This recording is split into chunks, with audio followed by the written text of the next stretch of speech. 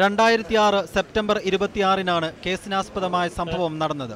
പത്തനാപുരം സ്വദേശിയായ മിനി ഫിലിപ്പിനെ താക്കോൽ ദ്വാര ശസ്ത്രക്രിയയ്ക്കായി പത്തനാപുരം ഡീൻ ആശുപത്രിയിൽ പ്രവേശിപ്പിക്കുകയായിരുന്നു.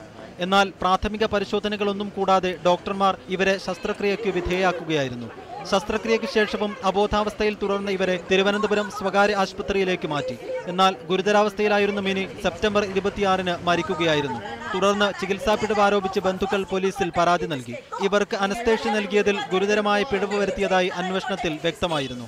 തുടർന്ന് ഡോക്ടർമാരായ ബാലചന്ദ്രൻ, ലൈല അശോക്, ബിനു ബാലചന്ദ്രൻ, നഴ്സുമാരായ അനിലാകുമാരി, ശ്യാമളാദേവി, സുജാതാകുമാരി എന്നിവർ കുറ്റക്കാരാണെന്ന് കണ്ടെത്തിയ കൊല്ലം അതിവേഗ കോടതി ഇവർക്ക് 1 വർഷം തടവ് ശിക്ഷ വിധിക്കുകയായിരുന്നു.